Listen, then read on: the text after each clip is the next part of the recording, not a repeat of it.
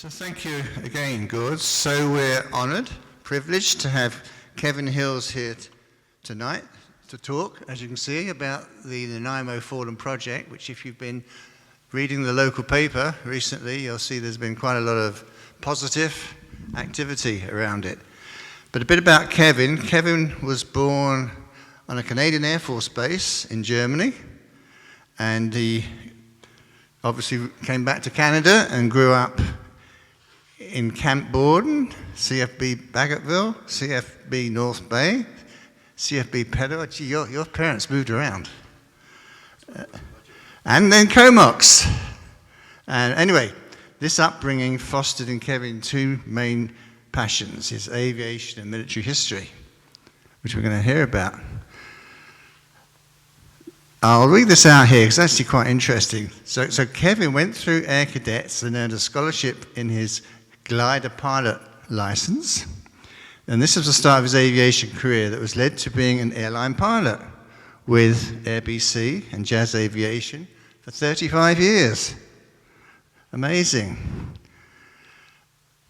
He's flown in various aircraft, Twin Otters, J-31 Jetstreams, Dash 8s, and the British Aerospace 146 regional jet. Kevin came back to the cadet program as a commissioned officer in the Cadet Instructor Cadre of the Canadian Armed Forces.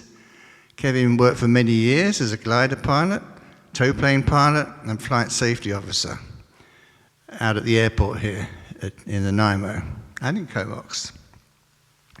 And now Kevin assists with the ground school and mentoring at the 205 Colin Shaw Air Cadet Squadron in Nanaimo.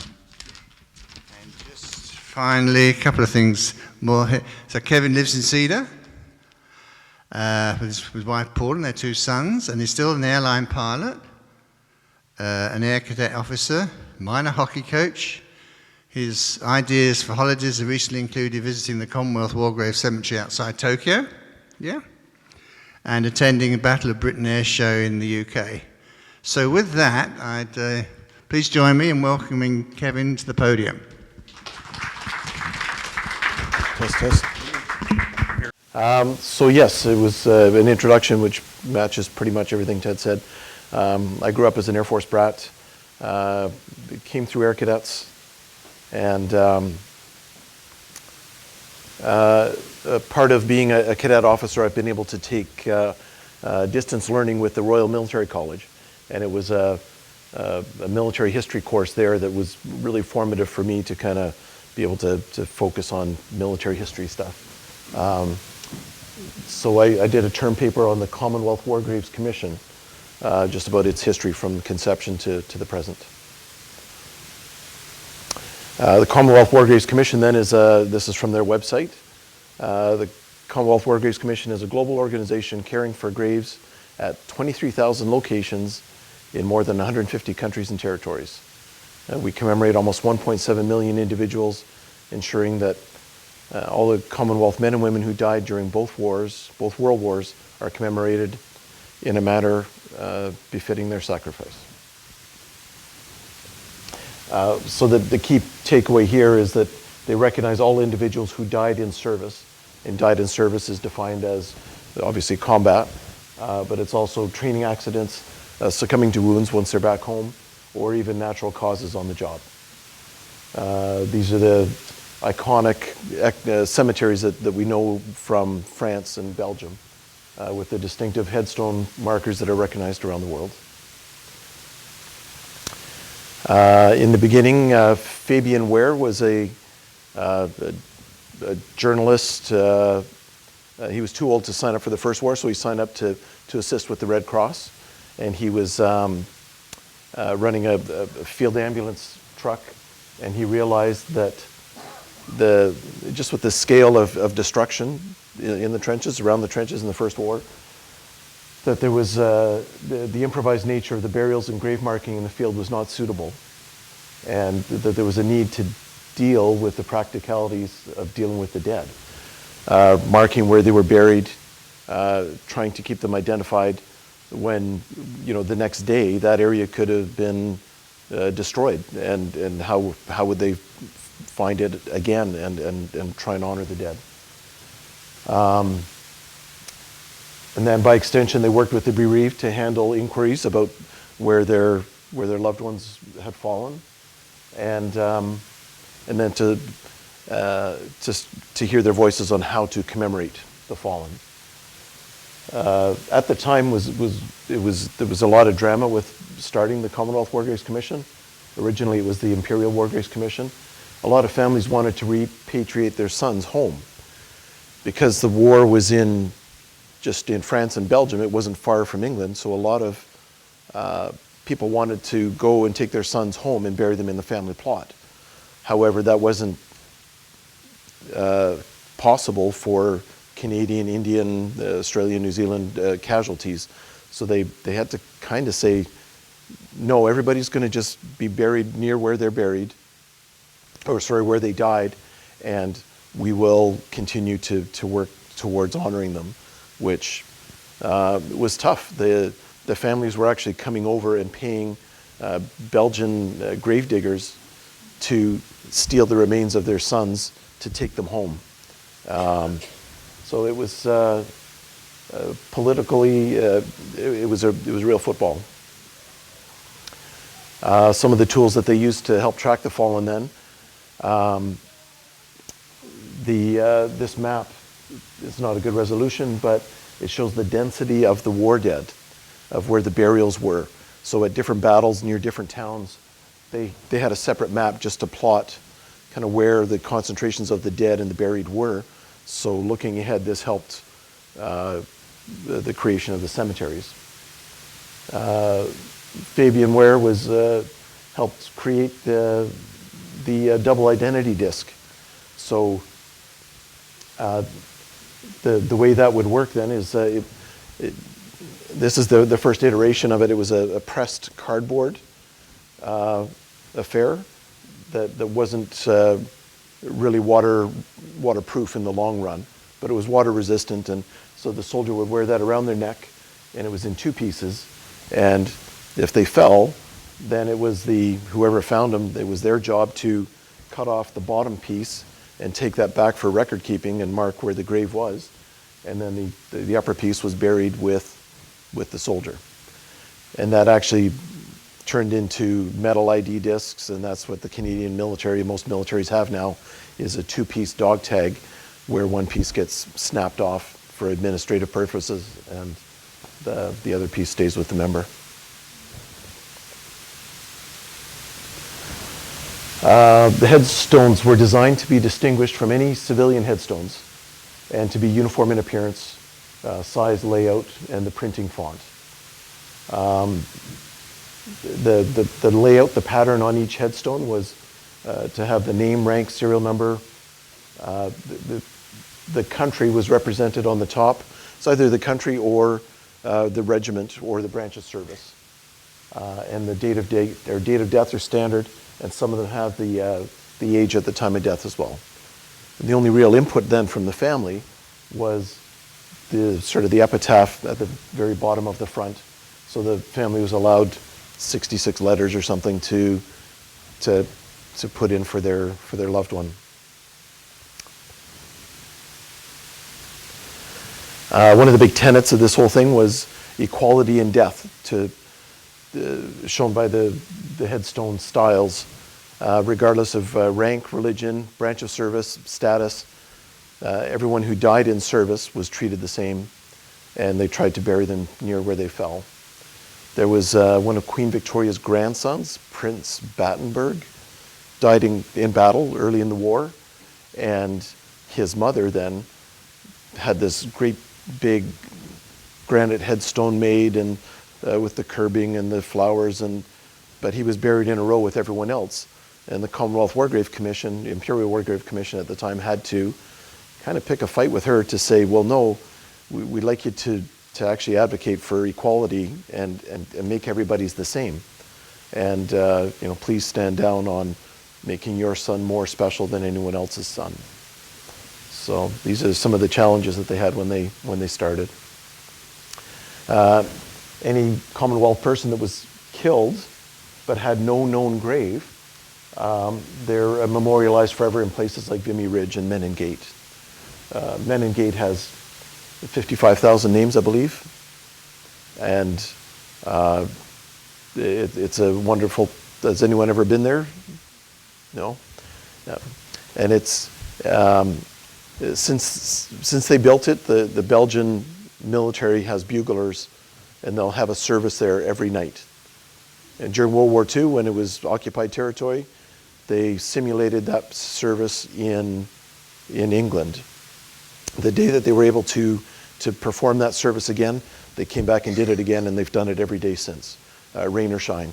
So units, countries, regiments that are represented, all try and go there. It's a magic place to go and lay a wreath, and you really feel the impact, the respect from the Belgian people.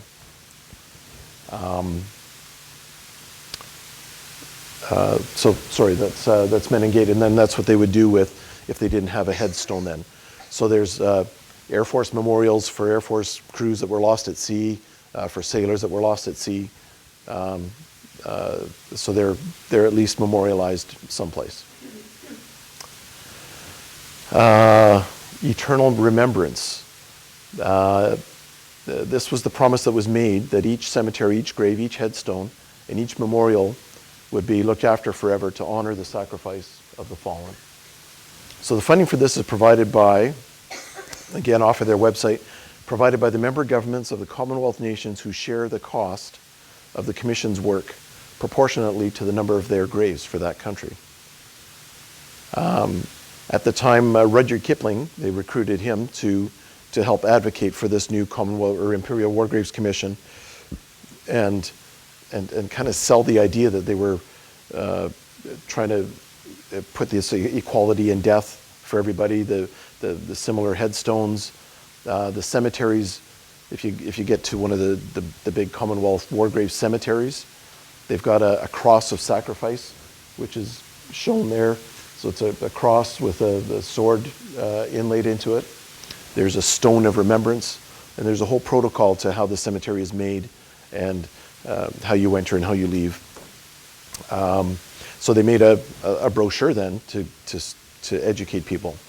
I can't say enough about the War Graves website. All these images, all this information is on their site, and if you feel like going down that rabbit hole sometime, it's wonderful.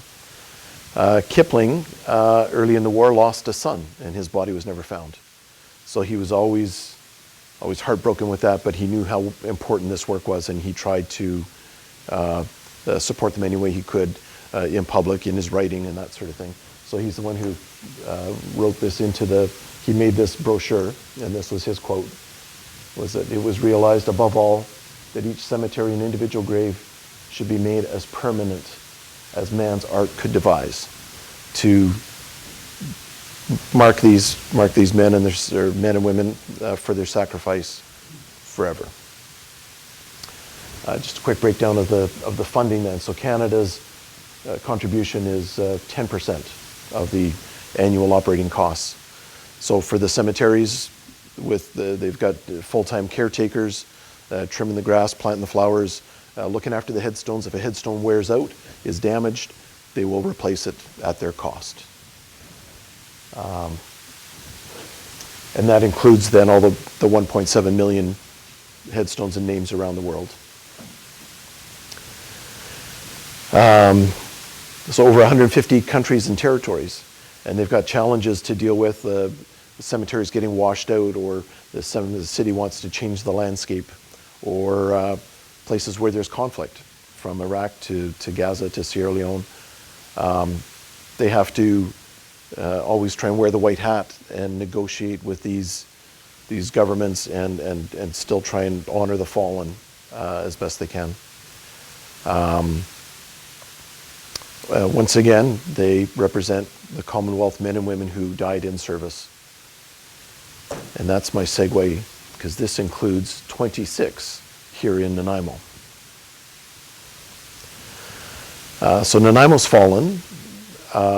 There's 23 in the Nanaimo Public Cemetery on Bowen Road, also known as the Bowen Road Cemetery, and there's 3 in the St. Peter's Cemetery as well. They all have Commonwealth War Grave headstones, like we've learned about.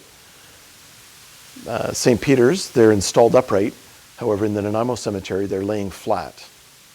So as I was doing my research and I tried to visit both, I realized that the Nanaimo ones were laying flat, and I was shocked and tried to understand why these headstones were flat. How did it happen? Who was responsible? And then how can we, I felt it was a great injustice, so how could we fix that? I spoke with many people. Everyone was outraged, but didn't know what to do about it. Something I've learned in my aviation career, we do a lot of crew resource management. We study airplane crashes, accidents, and one of the scenarios I remember is if an airplane lands hard and goes off the end of the runway and comes to a stop, and the windows are broken and the smoke's coming in. They've studied it, and the first thing people do is they stop and they look at each other because they've never been in a situation like that before. They don't know what to do. And that's where the flight attendant has to stand up and say, okay, everybody get out of here, go, go, go. And then, of course, everyone wakes up and goes, well, yeah, of course, that's the right thing to do. And that's how I felt about this injustice. Was everybody I told was, yeah, that's a real, yeah, somebody should do something about that. Okay, we'll see you later. So I thought, you know what? I better be the guy that stands up then. And I had the time and the opportunity and a bit of knowledge about it, so I wanted to make a difference. So for Gravitas, then I named it the Nanaimo Fallen Project. So when I was emailing people, they would know it was just Kevin at home in his lazy boy. They would think that I had dozens of people behind me. So right away, once I made the decision to move forward with that, I have many supporters. I guess you guys know Dr. Stephen Davies with the Canadian Letters Project at VIU. Part of my research then took me to the Nanaimo Archives, so Christine was able to give me some really great images that got me started, and has been a great resource and support through this. Local legions, Air Force Association, the Wounded Warriors group. There's still a modern group that looks after military and first responders for post-traumatic stress. And they do an awareness run through town, so they stop at one of the headstones here that is close to their heart. No Stone Left Alone is an organic group out of Edmonton where they encourage schools and school groups. They get teachers to bring their kids to a cemetery or military cemetery in the weeks before Remembrance Day to lay a poppy and stand there and say the fellow's name, maybe have a moment of reflection back at school about it. They've supported me wholeheartedly, and they've asked me to start a service like that here in Nanaimo next year. Military Museum as well. So I was trying to think of the best way then to educate everybody. I could say all this stuff really fast, but I needed a product or a positive way to do it, and a way to get it out to more people than I could even speak to. So I chose to write just an overview paper, and I wanted to make it look legit, so it was properly researched and referenced, and it had an appendix of photos then to show what I had learned in my research. So just right off the top, these are a couple of the Nanaimo headstone markers as they exist today. So you can see that they're sinking down a bit. The water pools on them, and starts the moss and lichen growing on them. And this bottom one is just a generic shot of the Nanaimo Cemetery. So these are the main points then that I built into my overview paper. Was that there was a cemetery renovation in the early 60s, and it was kind of a make-work project, kind of ease for the future. So they wanted to renovate the cemetery, and any headstone that had writing on only one side, they chose to lay it down flat. And You'll see a picture again, but any markers that you see standing up there right now when you drive by have writing on more than one side. So those ones were grandfathered in to remain standing. But any flat headstones got laid flat. And so they put it out to the public in the newspaper, and they had hearings, and it doesn't sound like they were super interested in hearing what anybody said. There's a few people that disputed, and I'll come to those after. So I felt, just in my research, that the public was notified but not heard. The city of Nanaimo then became the authority of the Nanaimo Cemetery. They put out a generic bylaw saying that there would be no headstones installed upright in that cemetery. So if there was any new ones or any existing ones, were not allowed to be stood vertically. I also found out that the Commonwealth War Graves Commission owns the headstones, and they're the ones that commissioned them, bought them, paid for them, and installed them. So they consider that their property.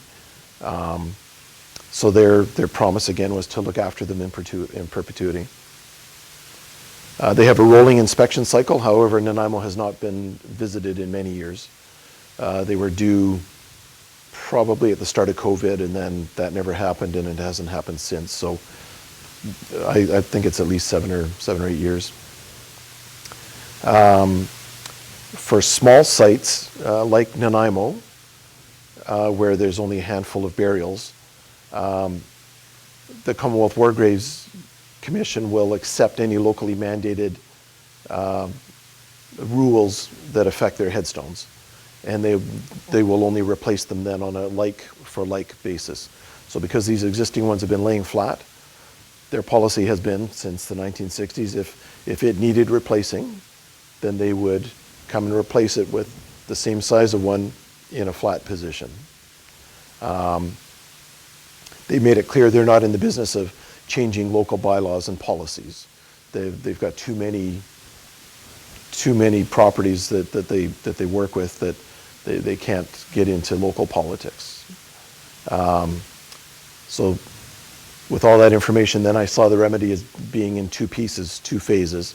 One was to first change the bylaw, and second was to stand up the headstones. So I wrote the paper. We'll try and make it available after through Christine or whatever, and you guys are welcome to have a look at it and pass it on. It was pointed at City Council, but I tried to make it for an audience of everyone. So these are the images then from the appendix that I had with my thing. So if you get your hands on the actual document, these pictures will be a lot clearer. But these are ones that I got from the archives downtown, and these show the kind of cemetery that was in existence at the time. That was, I guess, standard back then with the concrete curbing and a little gravel, little wrought iron.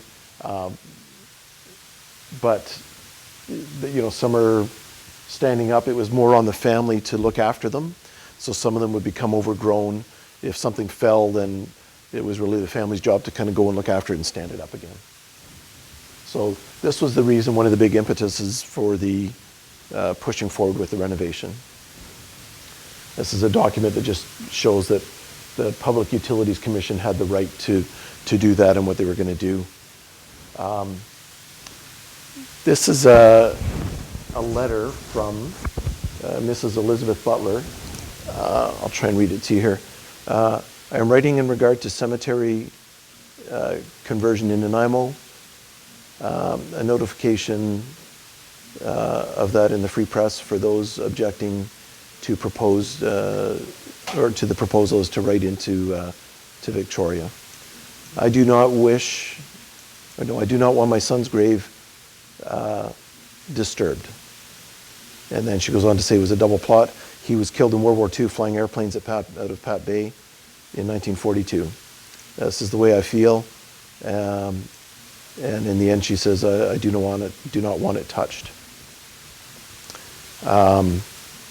So Mrs. Butler then, she was a single mom, had 2 sons, and John David Butler, her son, went to England, learned how to fly fighters, was checking out on the Spitfire, and his squadron was just moving to southern England to fight in the Battle of Britain, and he had an injury on the ground that took away his medical status. So they weren't sure if he was going to be able to fly again, so they brought him back to Nanaimo with his new bride, and he got his flying status back. So they said, well, with someone with your experience, we'll put you to work down in Victoria. So he was based out of Pat Bay in Victoria, flying Kitty Hawks. And he was on a 3-ship patrol off the south end of Vancouver Island, and they flew into fog. And they actually had a mid-air, and both pilots died. So that was Mrs. Butler's son. The new bride, well, first off, John David's daughter then was born a month after he died. The daughter returned to England brokenhearted. And then she writes this letter in 1961 when she's dealing with the cemetery renovation. She doesn't mention it in here. Her only other son had died a year after John David in Italy with the Canadian forces there. And her voice was not heard when they were talking about this renovation. Branch 10 Legion as well. They refer to their comrades that are buried there, and they don't want any of the headstones touched as well. And then these are just my photos of the headstones over time. I try and go there a couple of times a year and put a Canadian flag down just to, because from far away they all look flat, they don't stand out. And I don't feel that's right. So I try and mark it with a Canadian flag and a poppy at Remembrance Day. So these were built into my paper then to have an impact to show people that this isn't right. The thought that I had was if I had relatives, if I lived in Scotland or England or wherever, and I was coming to Nanaimo to visit a distant relative who had died in service, and this was the state of their headstone, knowing that everybody else's headstone is white and pristine with flowers, and it would be an insult. Part of my research then, I also found out who the contractor was for the who looks after Commonwealth War Graves and Veteran War Graves on Vancouver Island, and it's an outfit called Mortimer's out of Victoria. Nice fellow runs it, and he showed me that these concrete inserts is what he uses to install these headstones.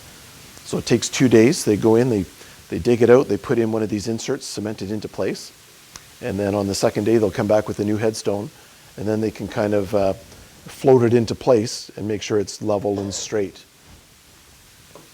And the photo on the right then is one of the 3 burials at St. Peter's that's been, mounted upright and left,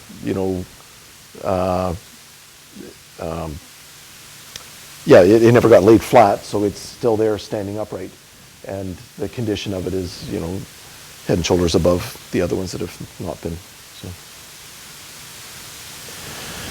I put in, just some generic pictures of the Nanaimo Cemetery again, just to show people that standing up, the final number would be 22 for a reason I'll explain later. It wouldn't be, they're all over the cemetery, with family plots and the different times that they died. So they aren't able to have a small concentration of these military burials in one place. So randomly spread out is not a big visual impact as well. I was trying to take away any excuse that they would have to say no. And then I just went on the internet and found photos of Commonwealth War Grave headstones just on Vancouver Island at other places. And there's some solo ones, there's some group ones. But this was just to show how they should be, how they fit in a normal cemetery.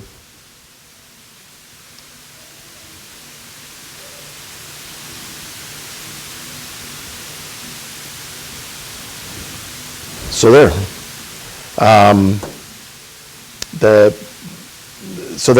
That's my paper, and that I'll follow up on that. I was able to put that forward, and that led to a meeting with City Hall, which I'll wind up with. So part of my research then was to look at who these 23 were. And again, with the Commonwealth War Graves website, it's so easy, so searchable, that it lists the names, the service numbers, their regiment, when they died. And it's if you're into that, it's really easy to do. So I've been able to research all 23 and made myself a little spreadsheet. And there's some that had First War service that came back and signed up with the Veterans Guard in the Second World War. And then they died of natural causes or something in the Second World War. They're considered to have died in service, so they get the Commonwealth War Graves status. So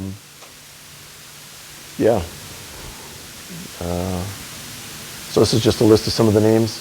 There's that John David Butler fellow on the top that I spoke about. There's a couple of fellows coming up here I'll talk about, but there's George Frederick Fielding. That's the one that the Wounded Warriors come and visit as well. His story, a tragic story. He's a local Nanaimo boy, signed up with the RCAF, trained as a pilot, was flying Halifax bombers, 433 Squadron, and was shot down on his 4th mission over Germany. So he and the crew survived bailing out, so he became a prisoner of war. He was a prisoner of war for 14 months. And the people from his crew that were in prison with him realized he was getting more and more altered. He wasn't taking it very well at all, mentally living in the prisoner of war camp. As the war was ending and the Allies were kind of overtaken where the prisoner of war camp was, he and another fellow escaped on a forced march. They survived for a few days, laying in a swamp, eating potatoes, getting shot at by both sides. Made it back to England, and back then, it was a huge oversight, but they never, they would do a physical checkout on the person if they were repatriated after being a prisoner of war, but there was no real mental checkup. And my understanding is that they would say, if you're not okay, then you'll have to stay here and undergo some investigations, and we'll make sure you're okay. But if you're okay, you can go home right now and have a month's leave. What do you pick? So he took the option to go home, and then he was scheduled to check in at Pat Bay in Victoria and pick up new duties there.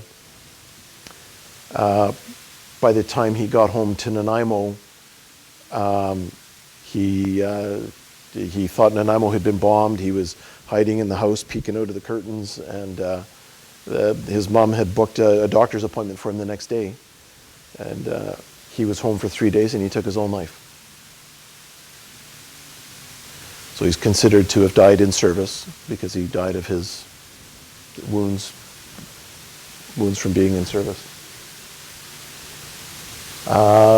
Here's another one of the fellows, young guy.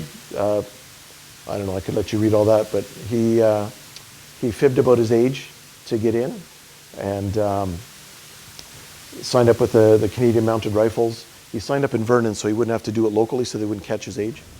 And his rate of pay was $20 a day, transferred to the 7th Battalion. And from what I could tell from the war diaries and such, he was wounded at Vimy Ridge with PUO, which is pyrexia of unknown origin. So a respiratory condition of unknown origin, which my understanding is that's how they described getting gassed with the chlorine gas.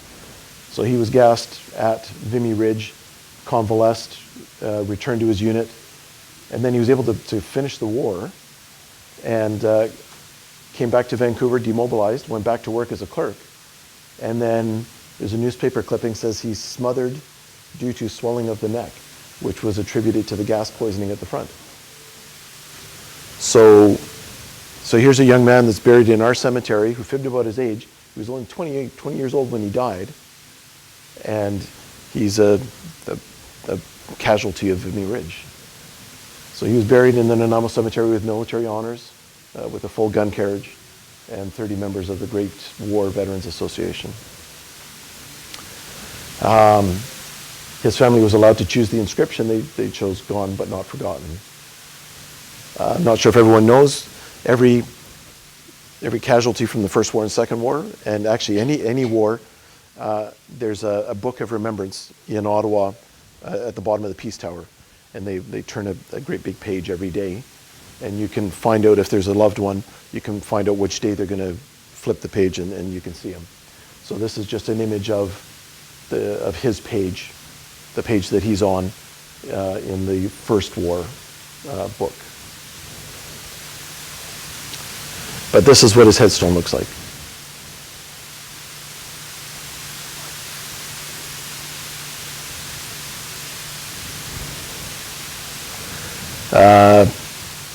This fellow here, Erickson, came from Alberta, worked on the coast, was logging in Port Alberni, signed up for the Army, and volunteered for the Canadian Parachute Corps, the first paratroopers that Canada ever had.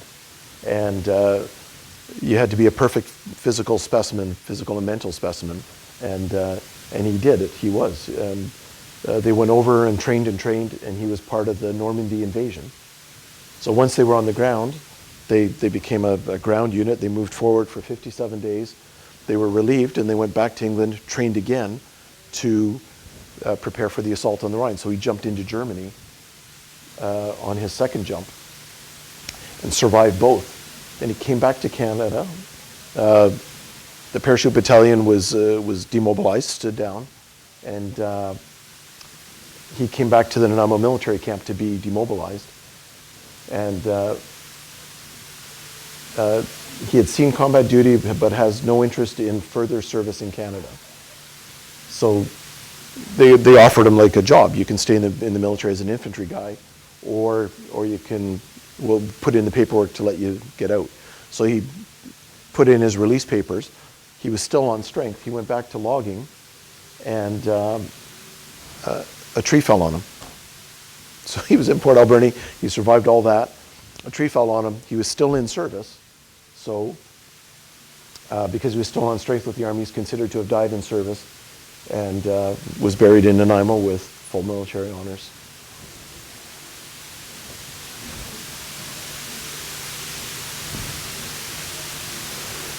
This guy here is a bit of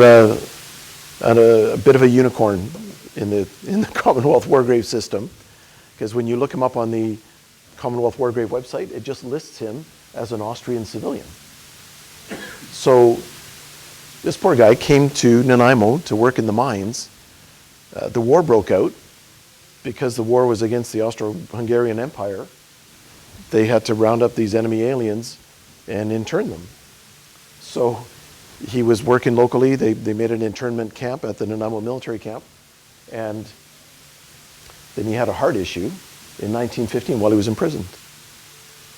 So the protocol then with the Commonwealth War Graves Commission is if somebody dies in our captivity as a prisoner, we would accord them a certain level of rights and privileges for their burial.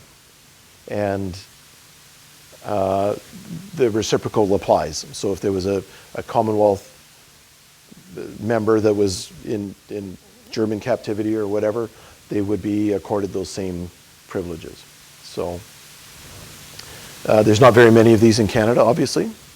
So we have one here in Nanaimo. He went from being interned to being interred here in Nanaimo.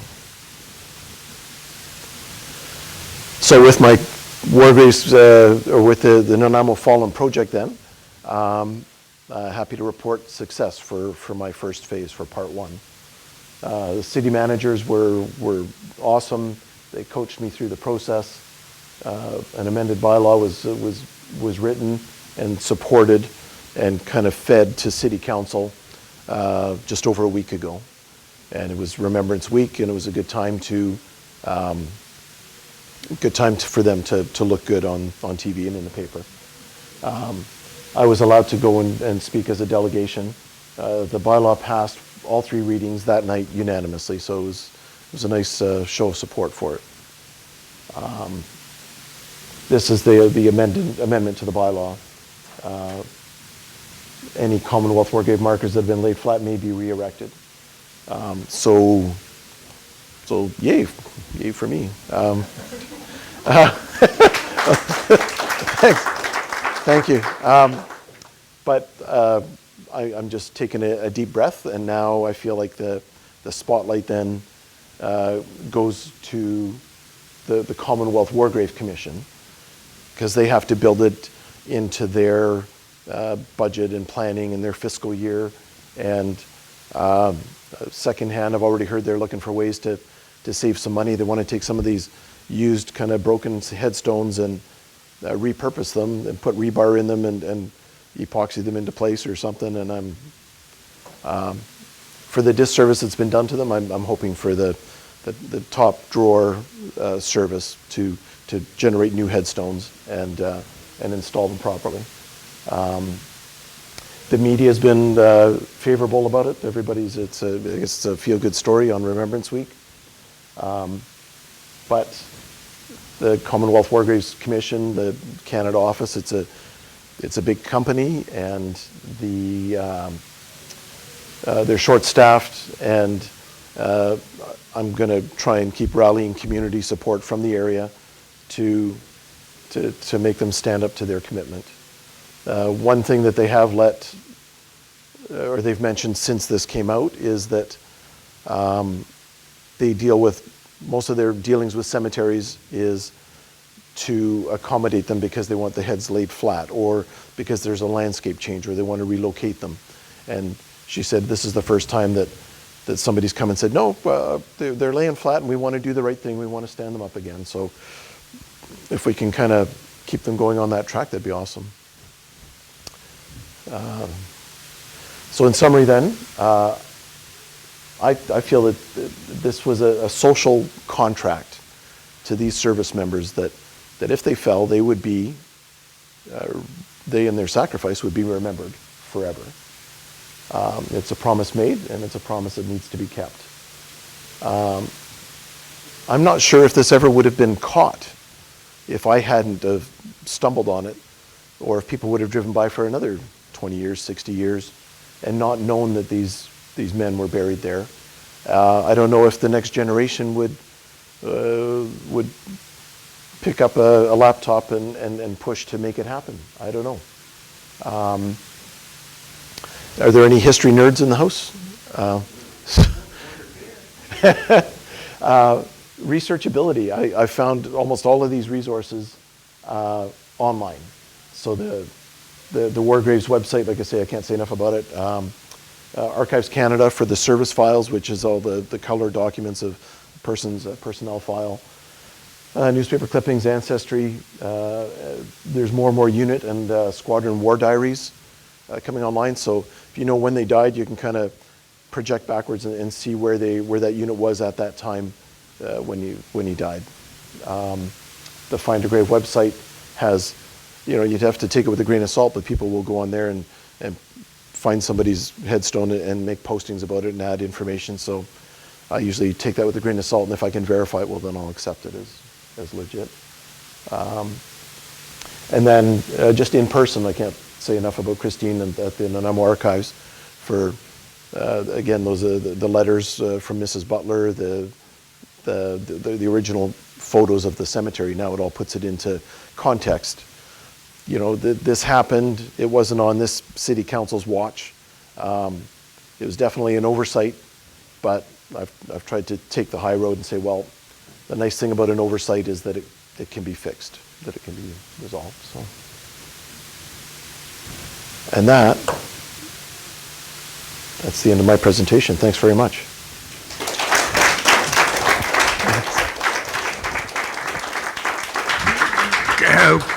Time for comments and questions? Absolutely, yes. I'm going to ask Ted to take the mic around so we can record the question or the comment as well as the response.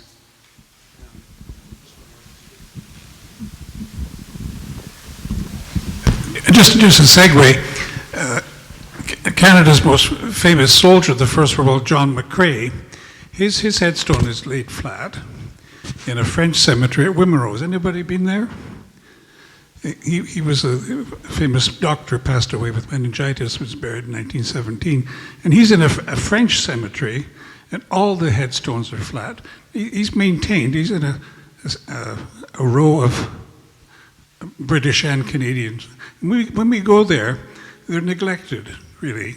You can read it, but we always get down and clean it up a bit. And they're down there because the gardeners go by with their machines and that, and it's easier to maintain it. Is that a situation in the Nanaimo Cemetery? Is that why they're neglected? So they just run over with the power mowers, don't they? Absolutely, yeah. It was, no, did the council have an issue with that? Is that one of the problems? At first they did. When I first approached them, one of the managers said, well, yeah, it's going to cost extra to weed whack around these headstones. Because they're not in a row, are they? They're here. They're higgledy-piggledy, aren't they? Exactly, yes. So I pointed out to him that because they're laying flat, somebody is actually weed whacking around the full circumference of the perimeter of the headstone, and you can see because they're sinking, you can tell that they've been trimmed and there's wear on the headstone from the weed trimming that way. So I posited that, well, if you stand it up, that's less weed whacking, so I'm actually saving you money. And he was kind of like, oh, got me. We have a question here. Yep. Oh.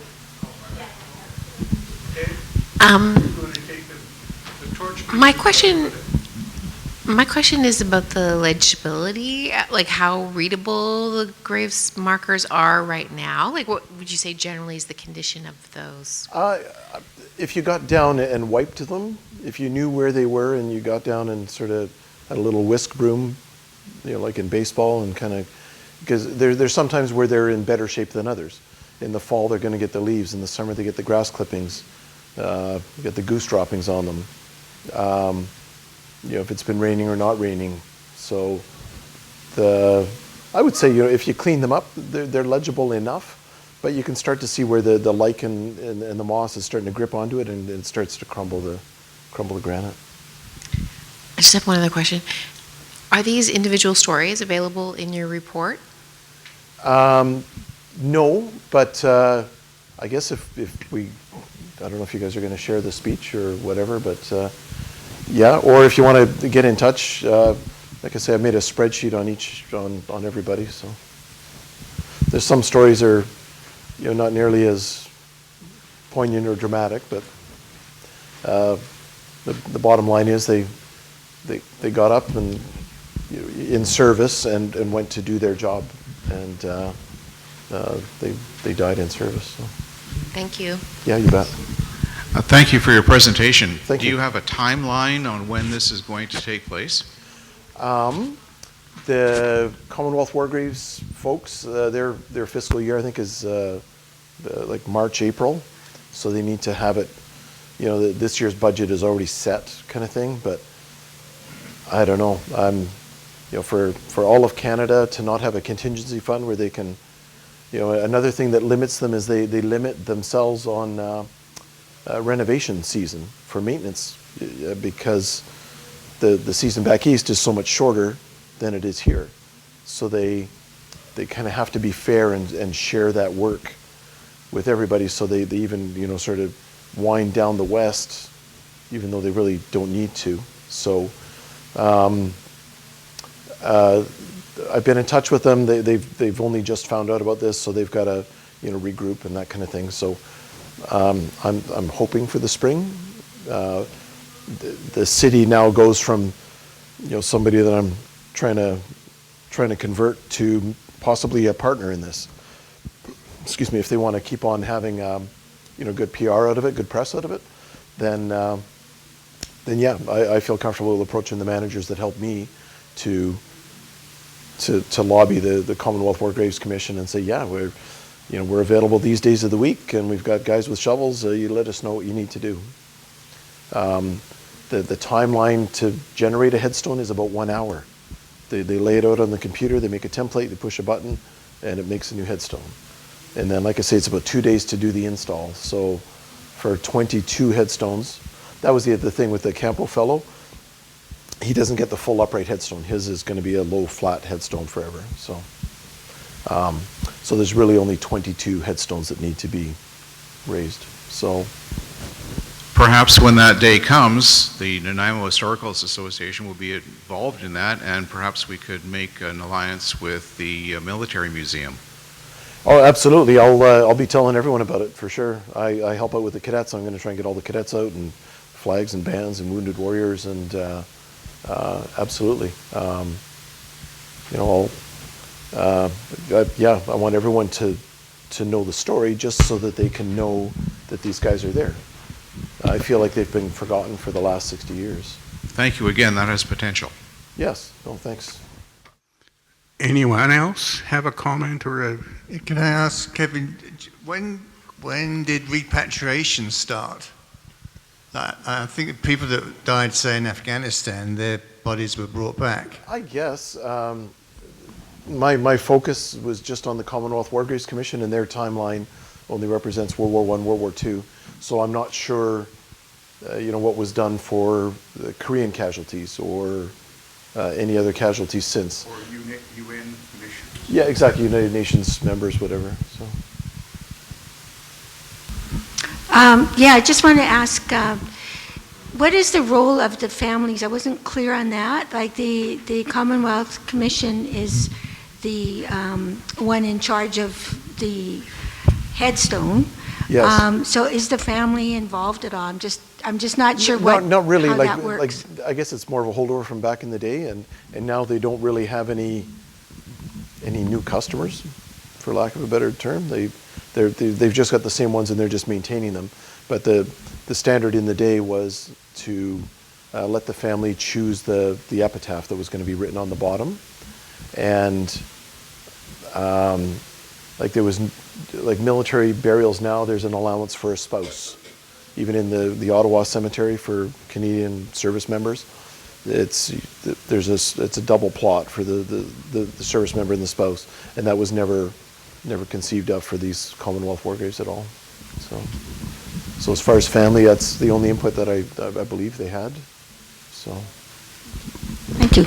And another question, in your presentation you talked about 150 countries. Yes, countries and territories, yes. So that's basically everywhere in the world. Absolutely. There has been a Commonwealth fighting. Anywhere yeah, absolutely. Like the Falkland Islands. You have this office in Ottawa. It's the Canada and the Americas and the Pacific. So that's their job. They have to to the Caribbean, and somebody died in a plane crash there or whatever. Then it's a huge job, huge budget. You have another question? How many cemeteries are there on the island, particularly the small ones, the less known ones? I think I've just heard a rough number of about 400 burials on the island. So I don't know. There's some like down in Victoria. There's any like for the ships and that sort of thing. There's a bunch in one area. Royal Oak has like whole like a training mission for an airplane navigation exercise, would kill 8 or 10 at a time. They would all be buried together. So, but for total burials, I think there's about, that was their number, was 400 or so. Just thought of another question for the remote sites, Yep. such as Mount Baldock and that. Who's responsible for maintaining those? Well, if they were able to recover any remains, then they just look after the remains. As far as like a marker or something, to mark the crash site, that would be outside of the Commonwealth War Graves folks. They did mention they do have one burial in Tofino. There's an island in the bay in Tofino. There's one fellow that's buried at the top of a hill, and this fellow, the contractor, had to replace that headstone a few years ago, and was talking about taking the boat over, and then the two of them making a sled and dragging this thing up the hill, and then doing the work and installing it, and just that's their job. So, yeah. Any more questions? If not, I'll pass the mic to Catherine. Thank you very much. Well, it's my happy job to thank you very much, Kevin, for coming, to give you a small token of our appreciation. Okay. And to, this was very informative, learned a lot about a cemetery I walk through on a bi-weekly basis. Sometimes with my daughter, who did notice the military graves and wondered why they were in such sad shape. Wow. So I'm Good going to for tell her. her. I'm going to tell her what's happening. Well, so thank you very much. There are veteran cemetery or headstones there as well, and that seemed to be a thing that was, I don't want to say in fashion, but for guys that served, they will have listed their regiment and stuff, but they died in 1930, 1940, 1950, and but they're veterans, and no disrespect to anybody's service, but it's just a different animal than the Commonwealth War Graves ones. And I think that's what made it so appealing to research, was it's just so tight. It's there's no new members. There's just the same ones, and then it's kind of nice to just, for me anyways, to just focus on that and research it to bits. So, but thank you for the card. Thanks for having me over. Thank you very much.